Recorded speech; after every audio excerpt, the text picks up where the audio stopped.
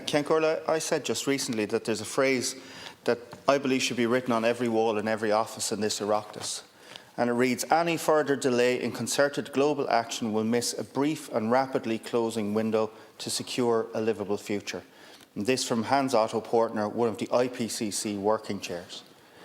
We are walking a climate tightrope, and every single step we take from here out has to be a step in the right direction, because the fall is frankly unthinkable. We've set out in legislation the overall carbon budgets that must be adhered to in order for us to achieve our climate goals.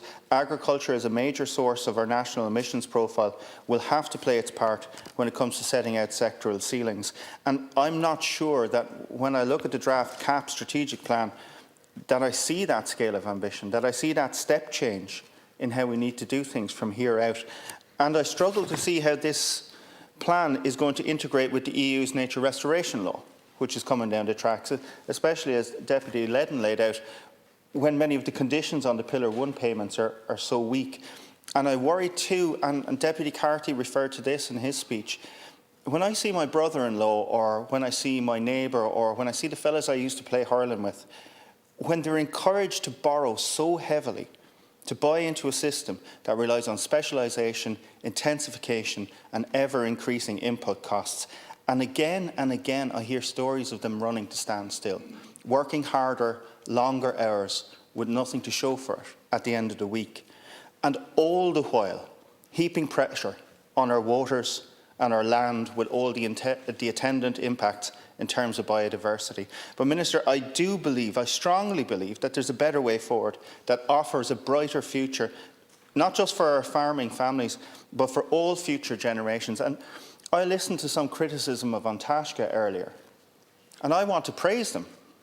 In fact, just this week, just yesterday, Minister Noonan launched the Legacy for Life programme, which is a programme developed by An Taisce to develop community-based supports for Ireland's natural environment with a focus on ecosystem resilience and biodiversity enhancement. I just want to draw your attention to two strands within that project. The first is a pond biodiversity project, which looks to build Irish capacity and expertise in pond creation, which may sound like a small measure, but it takes a small amount of land for a huge biodiversity payoff.